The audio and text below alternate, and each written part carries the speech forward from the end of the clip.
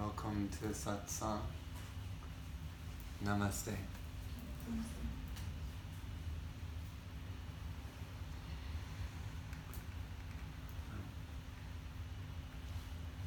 This word, namaste, has many meanings. You probably wonder, why would we say namaste? Some people just say it as a greeting, like, hi, namaste, hi. It's kind of like that. But it's not quite like that. It's more like a holy greeting, where you're saying, I recognize the essence of you, which is the same as me. So I recognize the sameness between the two of us, so we are indeed the same in the most essential nature of our being. Maybe it doesn't seem like on the outside, that's a female body, this is a male body, seems to look different. Why would you say namaste if we're the same? We look different, There's so many arguments against that idea of being the same. And yet, if you were kind of attuned to spiritual energy and spiritual understanding, you would feel sameness and there would be no difference.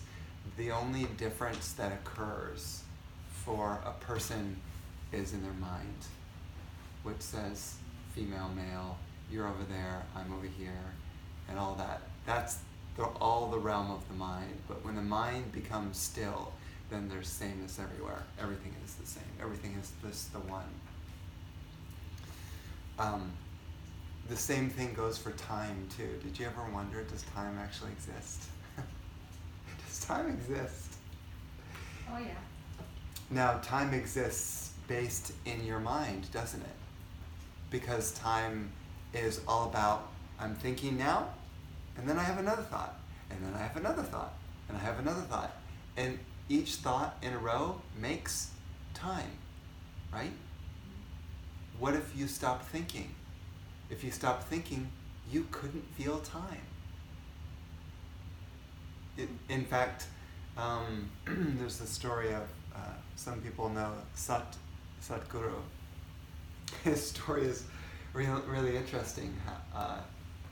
Some of us probably have seen his YouTube videos, but a very sort of eloquent spiritual being travels the world and holds spiritual gatherings. And people recognize him as a guru or a spiritual being one day when he sat down in a field underneath a tree and he just closed his eyes. And about 2 minutes later, he opened his eyes, and it was 3 weeks later, actually. Not 2 minutes, but 3 weeks. Closed his eyes, opened them, and there were all these people who were surrounding him and putting flowers over him. And he's like, what happened? I just had my eyes closed for 2 minutes. Why? Because he went into a timeless, they call it the samadhi state. Your mind shuts off and you don't feel time. So time does not exist for you. So you can start to see then a true yogi is a yogi who has stilled his or her mind and is no longer living in the realm of time and distance and space and separation, but is instead living in a state of stillness as well as bliss, love, joy, peace, and an experience of everything is one. Everything is only the one. Is that a one-time deal, or do they do that as a practice? So is that like a moment? So I'll talk about that. Yeah. So you can have a moment like that. You go, wow, I'm one with the entire universe. How great is that? But a lot of times it doesn't stick. In fact, most of the times it doesn't stick. So you have like a kind of a temporary state, and then the state goes away. And that can happen many, many times.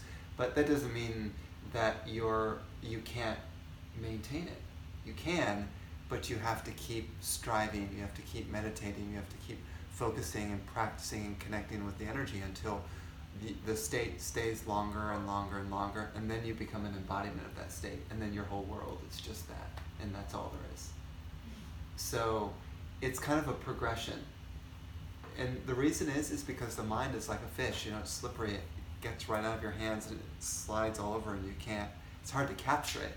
You're always thinking, scratching yourself, fidgeting, thinking about what am I going to do. It's like this mind is a real monkey, and that's the nature of it. So it's not so easy as one may think to quiet this mind. It's not as easy as you may think. It actually requires a lot of dedication to say, okay, I am dedicated to achieving a deep peace within me, and the path is already outlined. It's a science. It's called yoga. That's a science. Yogis have developed a science called yoga, in which they go step by step by step by step. This is what you do to free yourself from the suffering of your own mind. Right now, if your mind is moving then you're suffering. It's a painful process, the mind going this. Once the mind becomes still, you're joyous, you're happy, you're peaceful and blissful all the time. So, there's a great sage named Patanjali, lived a long time ago in India, and he wrote down the 8-fold path of yoga, which is the 8 steps to achieve what I'm suggesting, which is the ultimate peace. And the basic principle of yoga, I tell people, you don't have to practice yoga poses to 1, 2, 3, 1, 2. Like, you don't have to do that in order to become enlightened. Just simply practice the main principle of yoga, which is nonviolence. Don't do harm to anyone. Don't do harm to anyone in deed, in word, and in thought. Don't judge. Just be kind, compassionate to all beings. That's it. If you can follow that principle all the way, you become a great yogi. You don't have to be able to twist yourself into a pretzel to achieve enlightenment. So, and that's like pretty much the first stage of yoga. And then somewhere in the middle is asana practice, which is the movements that are designed to relax your body so that you can actually sit comfortably in a meditative posture, and your back's not hurting, and your shoulders are not hurting, your neck's, your body is in a very good condition where you can sit down and easily relax and allow your mind to go into meditation. Because imagine if your body was not comfortable all the time, would you really be able to sit and meditate? What do you think you'd be thinking about the entire time that you're trying to meditate? The pain that you're in, right? That's why they do the asanas, to get you prepared to sit so that you can concentrate and then ultimately reach the final stage, which is when the mind becomes still and you realize that everything is one.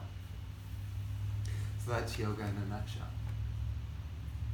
Actually, it's simple, but it requires a lot of effort. And the reason is because if the mind is like a monkey, the natural tendency of your mind is to be running around all over the place and doing what it wants to do. So you don't seem to have any control over it. And so it's like doing exercising a muscle. You use meditation to exercise. It's like a meditation muscle. And every day you do your meditation practice, and you take step by step by step until you reach a still mind. Now, what motivates a person to do this when they get tired of the suffering of life? Oftentimes, they start to think to themselves, I've been bothered all my life by this crazy mind and all the ups and downs of life. I wonder if there's a solution to this. Is it possible for me to achieve eternal bliss, love, joy, and peace? And then you start to do your research and you find out, there have been some great yogis that have actually achieved this eternal blissful state. What did they do to get there? And then you start imitating them. And then maybe you find your own teacher to follow and connect with them and follow their practices and their guidance, and they will lead you there much faster usually than if you try to do it on your own. And one reason why it's faster to do it underneath a teacher is because if that teacher is a true yogi, then their vibration will rub off on you. You're not just listening to an app, a meditation app online, you know. It's like, this is a great because there's plenty of meditation programs on, at least I know that on the Apple, there's a lot that you can listen to, and it's fine for relaxation. But if you're in the presence of a true enlightened being who's guiding you through a meditation, now their vibration is rubbing off on you, so it's much, much easier to put your mind into a meditative state. I would pretty much guarantee that all the apps that you find nowadays are made by people whose mind is still going up and down, up and down, up and down like a monkey. So if you made the app and your mind's going up and down like a monkey, that app's not going to be pure. It's not going to be able to provide you with the true vibration to help your mind go into stillness and peace, joy. So you need to be in touch with the true spiritual vibration to put your mind into the state. Otherwise, you might get frustrated trying to do it by yourself and then say, oh, this is not working, and then just give up. And then that's why I encourage people to come regularly to satsang every week. They get into a habit of it, and then sooner or later, you find your mind is changing and shifting into these different gears, to different states, and you're like, oh, this is working, something's happening. I'm actually making genuine progress. And when you make genuine progress, it encourages you to keep doing it, to keep going further.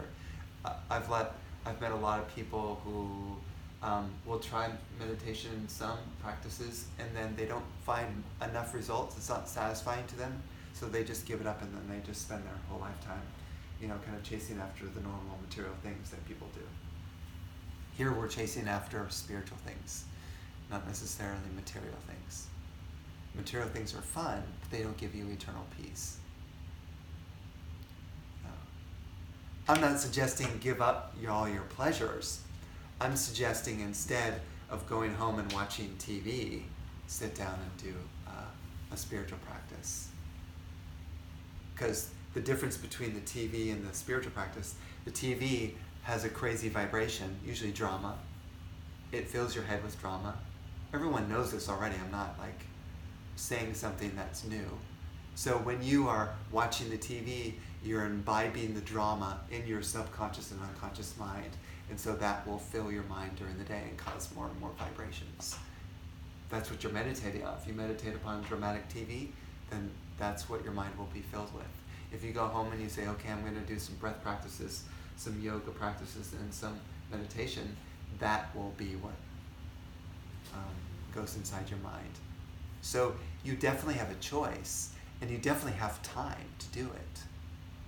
It's just that perhaps you might need something to rev up your motor to, like you wind up, like a wind-up toy. You pull the string and then it starts running like that, right? Because that's like this.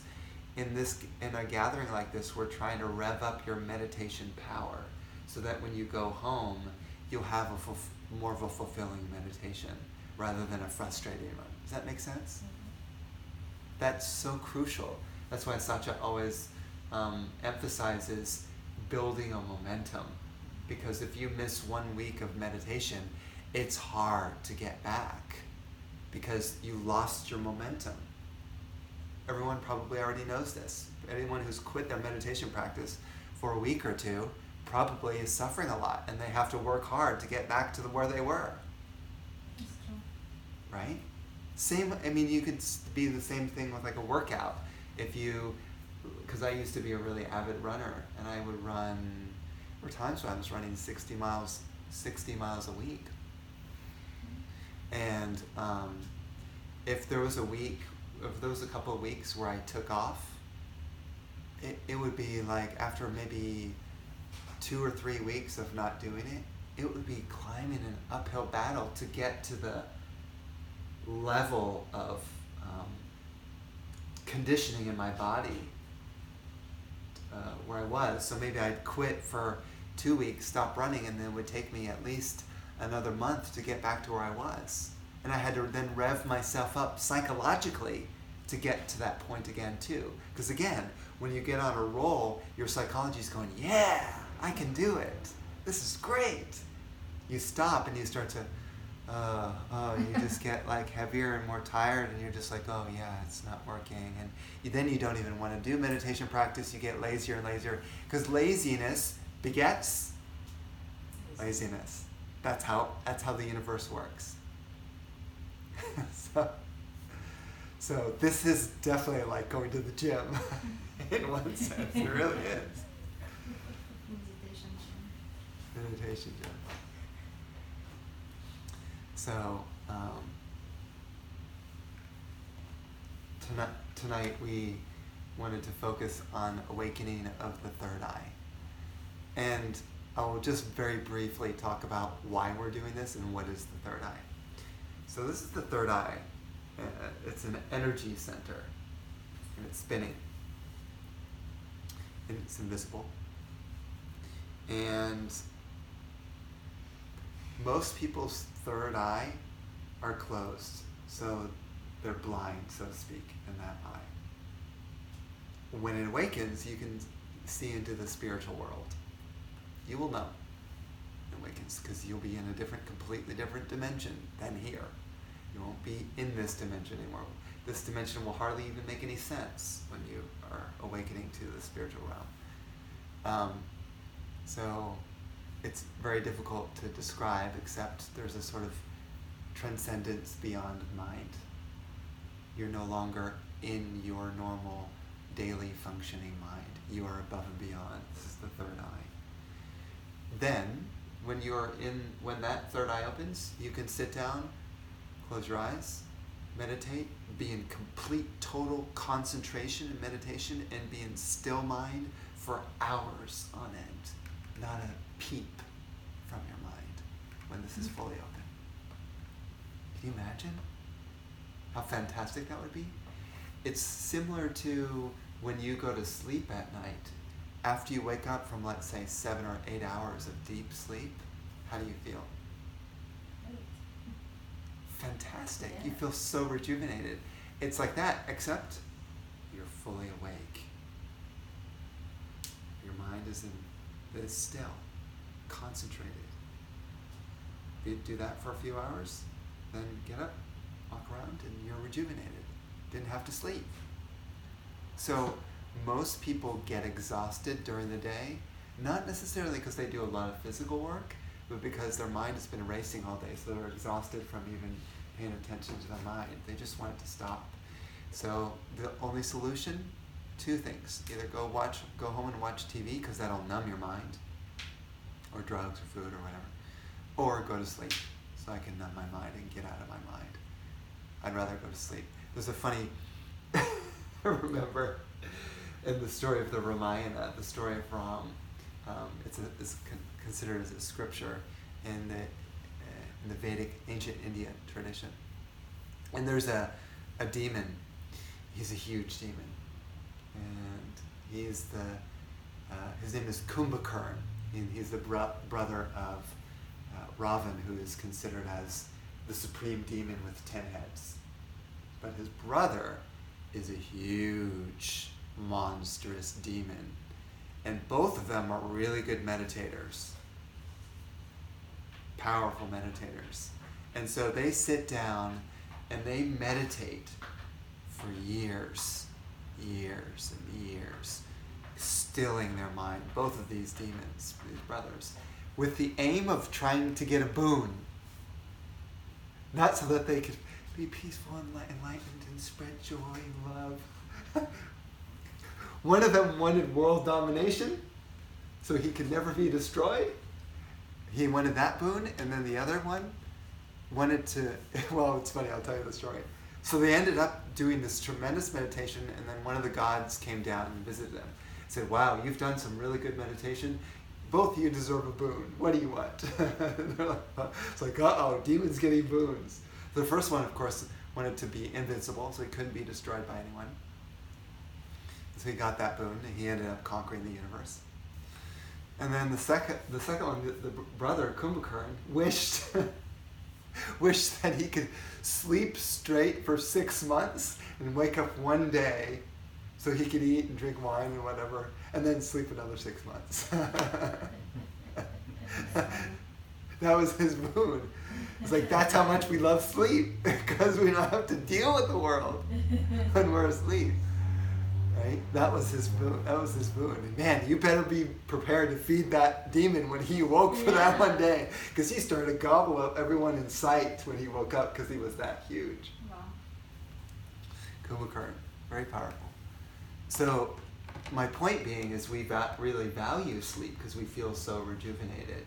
And the yogi is asleep, yet awake.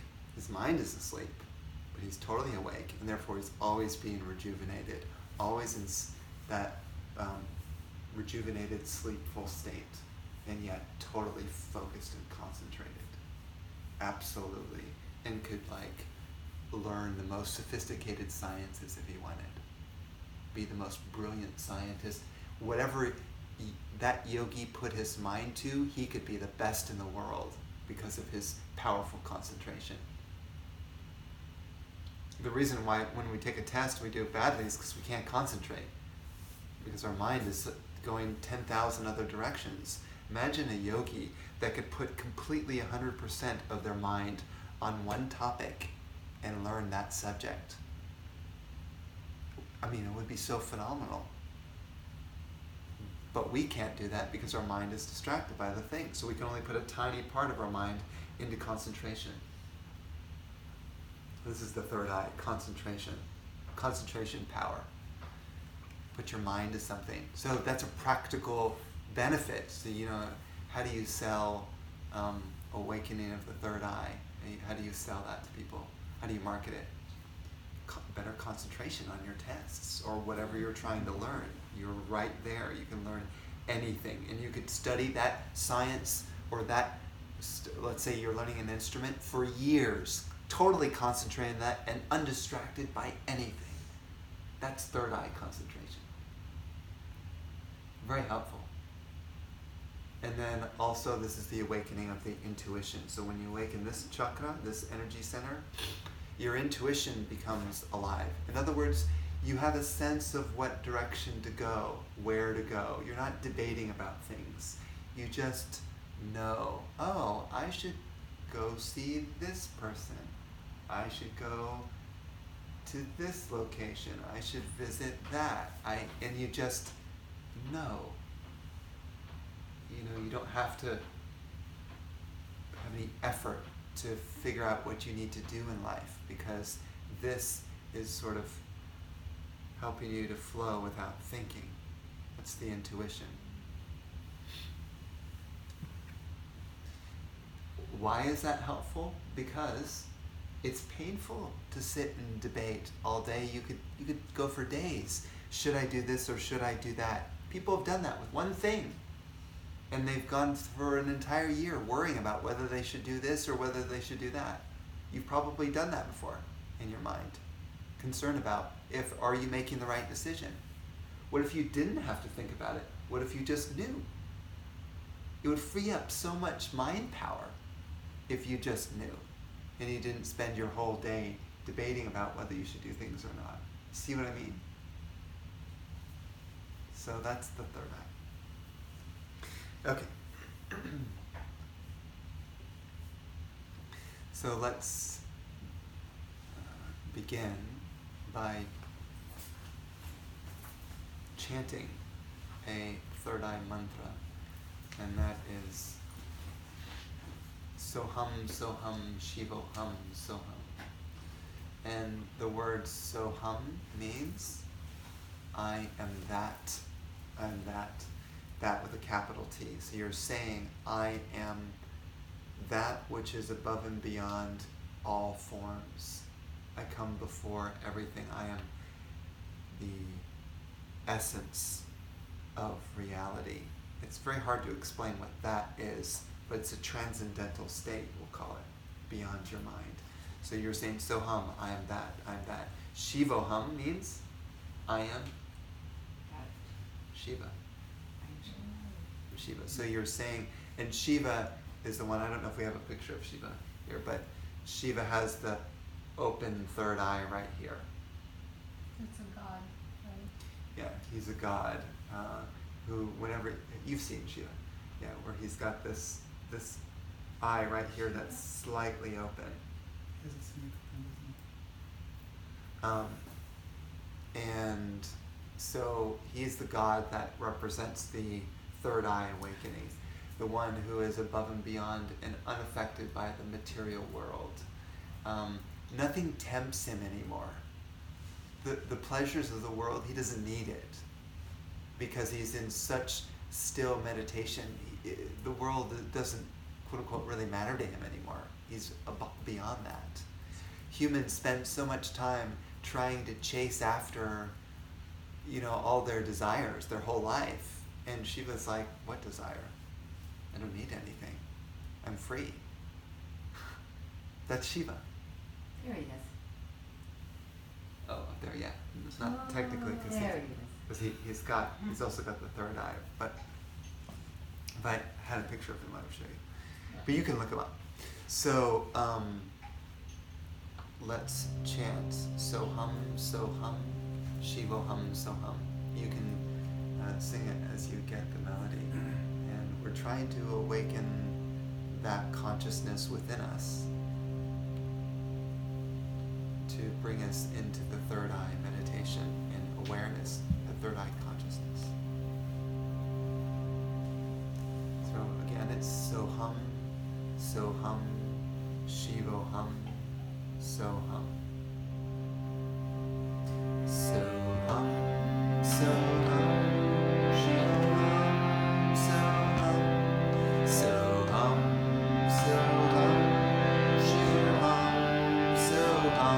Shivoham, Soham, Soham, Soham, Shivoham, Soham, Soham, Soham, Shivoham,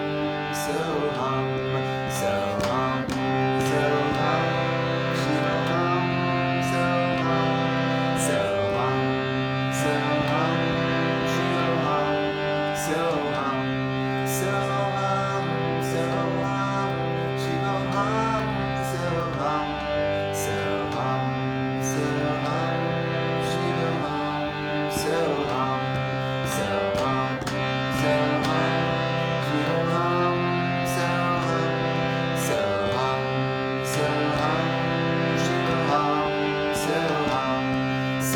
Soham, Soham, Soham, Shivoham, Soham, Soham, Soham, Shivoham, Soham, Soham, Soham, Shivoham, Soham, Soham, Soham, Shivoham, Soham, Soham, Soham, Shivoham, Soham, Soham, Soham, Shivoham, Soham, Soham, Soham, Shivoham, Soham, Soham, Soham, Shivoham, Soham, Soham, Soham,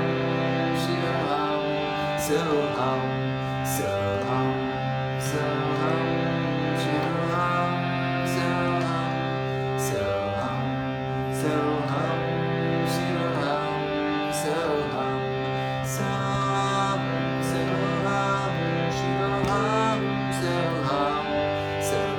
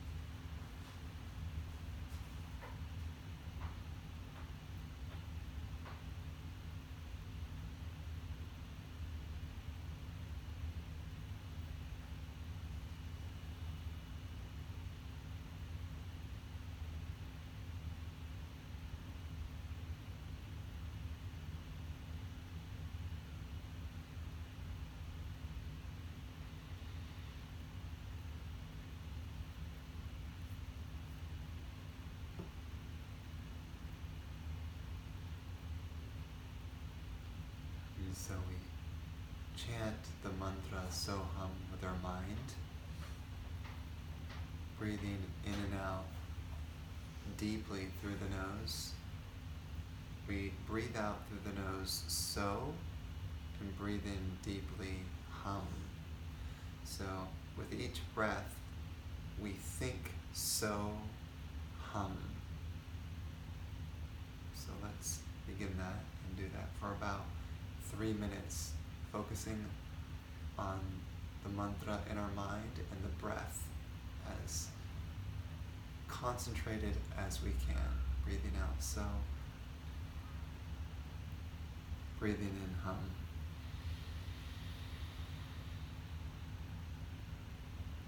So,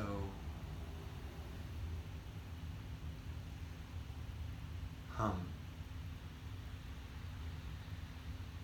Continuing to do this.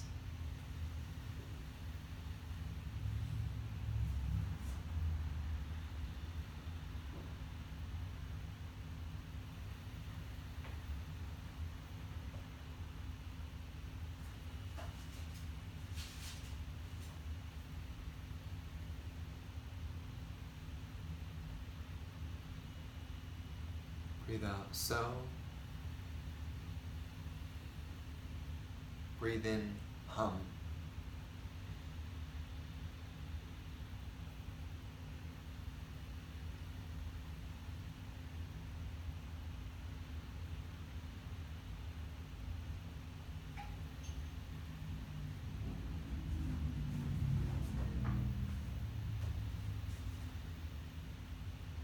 Breathe out So.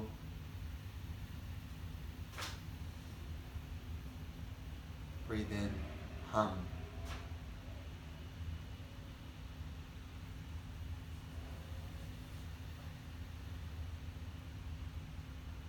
Concentrating on this as deeply as we can.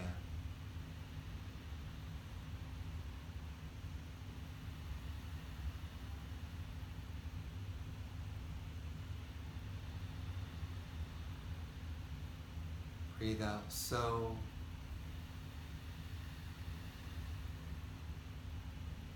Breathe in Hum.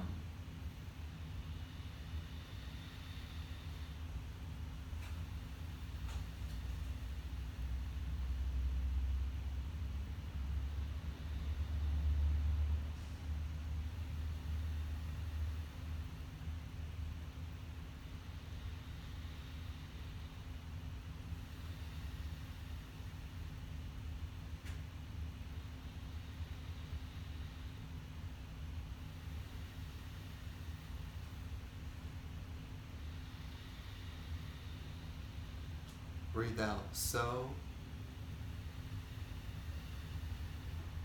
Breathe in Hum.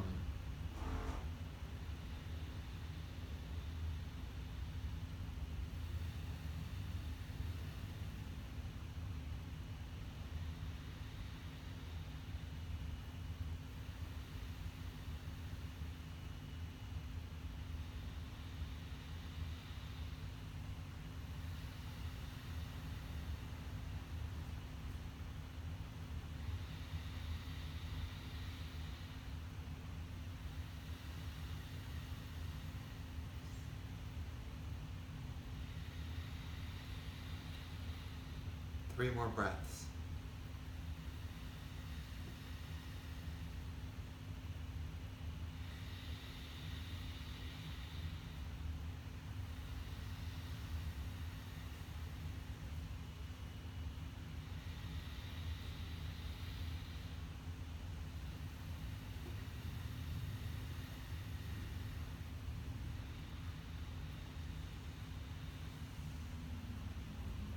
And we relax.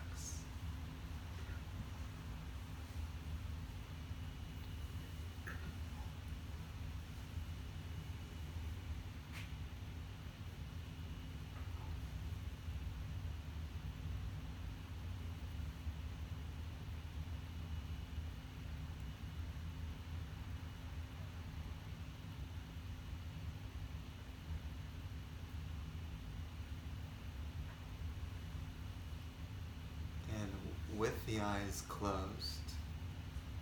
gently gaze up toward the point between the two eyebrows.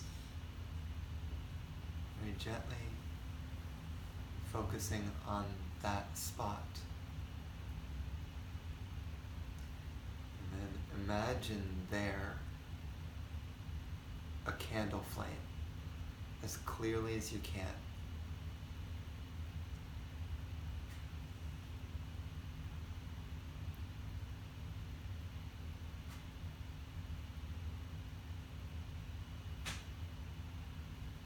Gazing up towards the candle flame between your two eyebrows.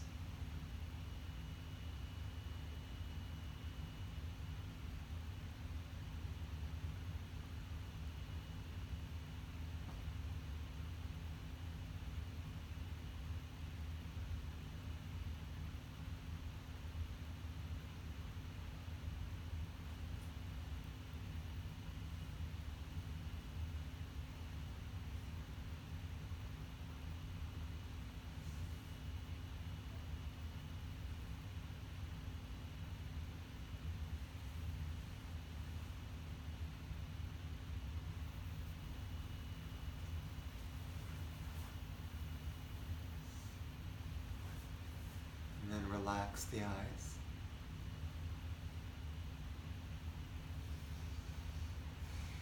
Let the face relax.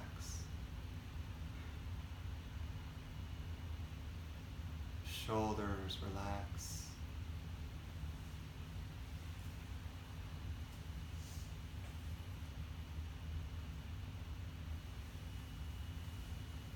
The back relax.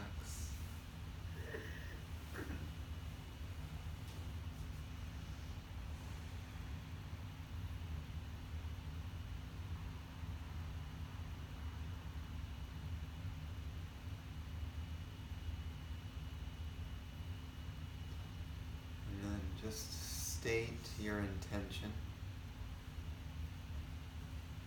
to meditate on the presence of the third eye.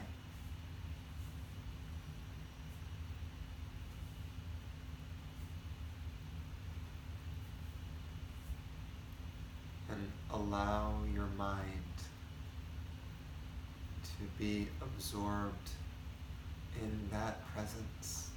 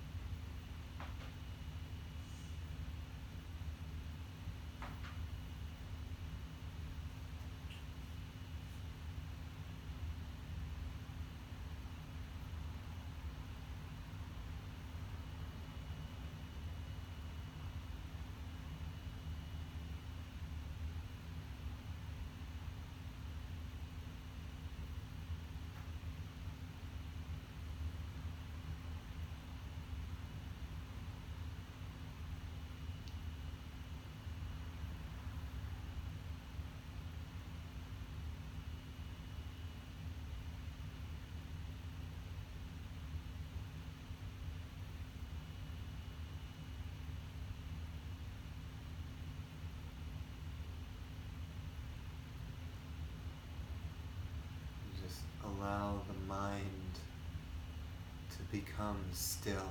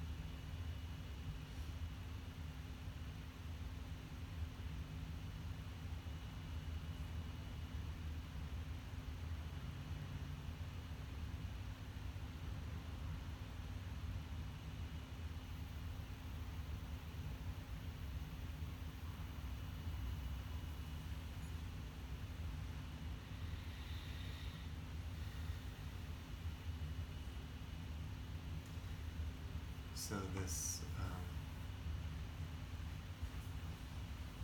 presence of Shiva or concept of Shiva can be contemplated. You can actually use your mind to get there. You can. You can think. Use your mind to think to get into this consciousness. You have to be a very sharp thinker. What I mean by that, this would be an example of contemplating on Shiva, or this energy that I'm speaking of.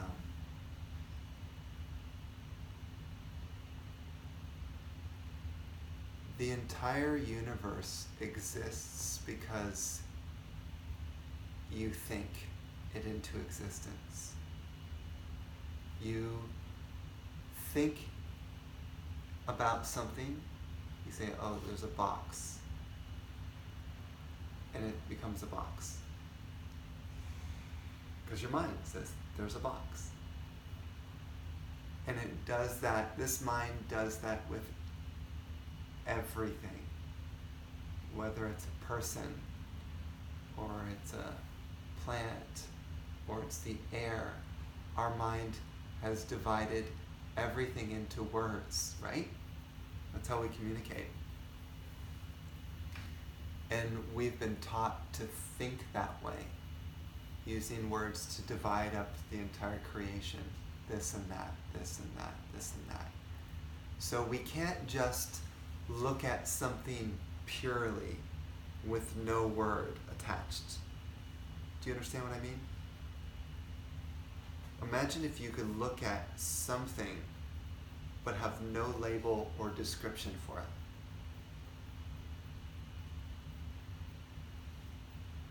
That's what I mean by looking at something purely, without conception of what it is.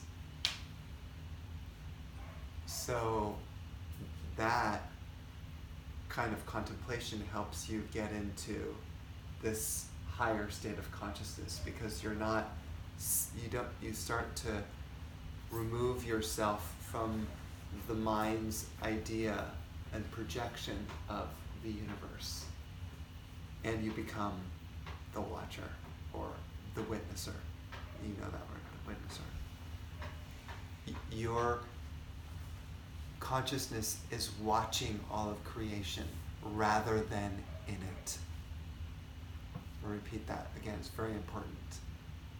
Instead of being in creation, in a body, let's say a Troy body, I'm here and I'm doing stuff and I'm involved, your consciousness no longer is inside the Troy, but it is watching Troy and everything else. So that would be more of a close description to Shiva, the state of pure consciousness.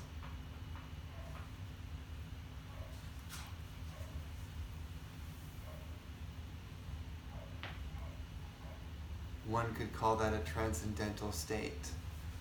When you're in that state, you won't desire anything from the world. You have no more desires. In fact, it's said that Shiva was in meditation, and there was a goddess named Parvati, and Parvati fell in love with Shiva, and she wanted him badly. But he wouldn't wake up from his meditation. He just, no one could wake him up, but she wanted him. And since she was the goddess of the universe, she said, I'm going to get him. I'm going to sit here next to him, and I'm not going to move until he wakes up and he becomes my spouse, consort, whatever you want to call it. So she does. She sits and she waits, and guess what happens to the universe? It starts to fall apart. Because she's the one who's in charge of the universe. She's the goddess.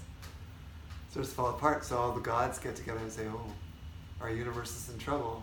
She won't leave Shiva's side until he wakes up. Someone has to wake up Shiva. Otherwise our whole universe is going to be, So otherwise our whole universe is going to collapse because she's not taking care of anything. She just wants Shiva. Uh-oh. So all the gods get together and they have a meeting, a secret meeting. Say, what should we do about this? How are we we have to wake up Shiva so that Parvati, the goddess, will return back to taking care of the universe. So they conclude that there's this god named Kam. Kam is the god of desire. He's like Cupid. He shoots an arrow into you and you fall in love. You desire to procreate or whatever, he's the god of procreation. It's like, who asked Kam to take care of Shiva? Shoot an arrow into his chakra to wake him up so that Parvati can have him. So this god Kam says, I don't think that's such a good idea to disturb Shiva. He's in deep meditation. He doesn't want to be disturbed. This could be big trouble. Well, the gods begged him, you're the only one who can do it. You're Cupid. So shoot your arrow at him. So finally he said, okay, I guess for the good of everyone, I'll do it. So he shoots his arrow into Shiva's chakra, into his, I don't know, genital area or something. Wake it up. The fire wakes up inside Shiva, and his third eye opens, and out comes a laser, a ray of light, and strikes Kam, and Kam burns into ashes.